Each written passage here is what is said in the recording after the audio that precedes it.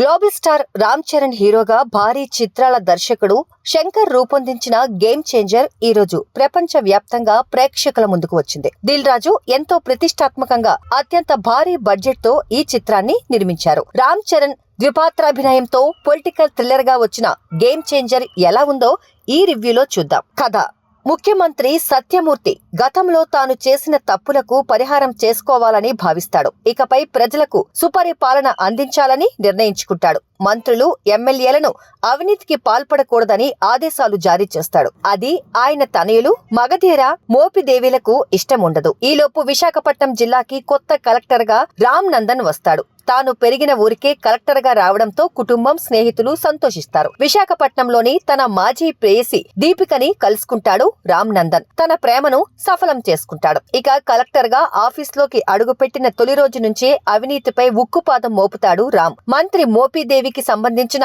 అవినీతి భాగోతాలను వెలికితీస్తాడు. దీంతో కలెక్టర్ కి, మంత్రి మోపిదేవికి మధ్య వార్ మొదలవుతోంది. మరోవైపు తండ్రిని చంపైనా ముఖ్యమంత్రి అవ్వాలని మోపిదేవి అనుకుంటాడు. మరి మోపిదేవి ముఖ్యమంత్రి అయ్యాడా? అసలు ముఖ్యమంత్రి సత్యమూర్తి మంచిగా ఎందుకు మారాలి అనుకున్నాడు? అతను అప్పన్న కుటుంబానికి చేసిన అన్యాయమేంటి? వంటివి తెరపై చూడాల్సిందే. శంకర్ సినిమా అనగానే భారీ కాన్వాస్ ఉంటుంది. జీవితంలో జరిగే సంఘటనలను వెండితెరపై భారీ స్థాయిలో చూపించడం అతని శైలి. శంకర్ సినిమాలో పాటలు, ఫైట్లు గురించి చెప్పక్కర్లేదు. వీటన్నింటితో పాటు మంచి సందేశం ఉంటుంది. గేమ్ చేంజర్ చిత్రంలో అవన్నీ ప్రయత్నించినా కథలో కొత్తదనం లేకపోవడంతో ఇదొక రొటీన్ పొలిటికల్ థ్రిల్లర్ గా మిగిలిపోతుంది. అవినీతికి పాల్పడ్డ ముఖ్యమంత్రి మంచి మనిషిగా మారాలనుకునే సన్నివేశాలతో సినిమా ప్రారంభమవుతుంది. ఆ సన్నివేశాల చిత్రీకరణలో శంకర్ మార్క్ స్పష్టంగా కనిపిస్తుంది.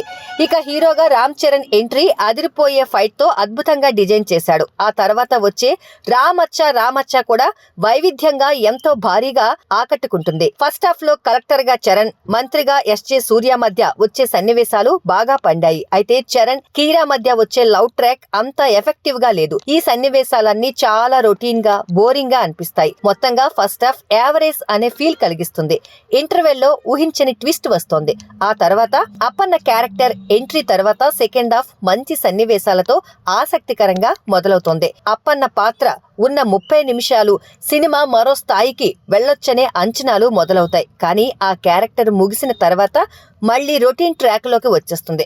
సెకండ్ హాఫ్ అంతా ఎలక్షన్స్ హడావిడితో సాగుతోంది.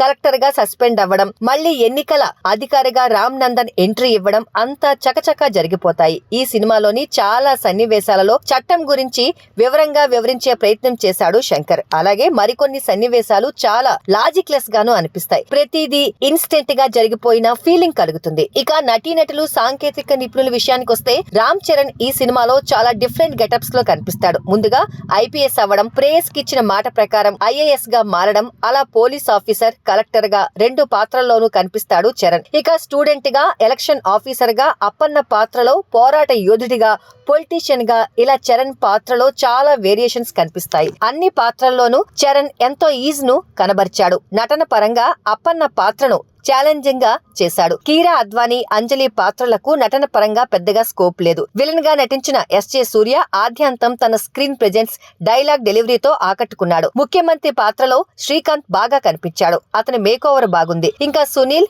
నవీన్ చంద్ర, సముద్రకని, శుభలేఖ సుధాకర్, రాజీవ్ కనకాల, బ్రహ్మానందం, సత్య, హర్ష వంటి వారు పాత్రలు తక్కువ, స్క్రీన్ ప్రెజెన్స్ కే పరిమితమయ్యాయి. సాంకేతిక నిపుణుల విషయానికొస్తే ముందుగా మ్యూజిక్ డైరెక్టర్ తమన్ గురించి చెప్పాలి. తమన్ ఈ సినిమాకి ఏకంగా 7 పాటలిచ్చాడు. నేపథ్య సంగీతం కూడా పర్వాలేదు. పాటల విషయానికొస్తే రామచ్చా, మచ్చా, దోప్, జరగండి గీతాలు స్క్రీన్ పై బాగా పిక్చరైజ్ చేశారు. ఈ పాటలు శంకర్ స్టైల్లో భారీగా ఆకట్టుకుంటాయి. అయితే నా హైరానా పాటను నిడివి సమస్యతో తీసేసినట్టు అనిపిస్తుంది. ఫైట్స్ విషయానికొస్తే చరణ్ ఇంట్రడక్షన్, యాక్షన్ సీక్వెన్స్ బాగుంది. ఆ తర్వాత అంత ప్రభావం చూపించే యాక్షన్ ఘట్టాలు సినిమాలో లేవు. తిరిన ఒక్కరసు విజువల్స్ బాగున్నాయి. నిర్మాత దిల్ రాజు ప్రొడక్షన్ వాల్యూస్ చాలా గ్రాండ్ గా ఉన్నాయి. చివరగా మొత్తంగా శంకర్ నుంచి ఆశించిన స్థాయి సినిమా అయితే గేమ్ చేంజర్ కాదు. అక్కడక్కడ కొన్ని సన్నివేశాల్లో మెరుపులు మెరిపించిన ఓవరాల్ గా నిరాశ కలిగించే చిత్రం గేమ్ చేంజర్. అయితే ఈ సంక్రాంతి సీజన్ కలిసి రావడంతో ఈ సినిమా థియేటర్లలో ఎలాంటి ప్రభావం చూపుతుందో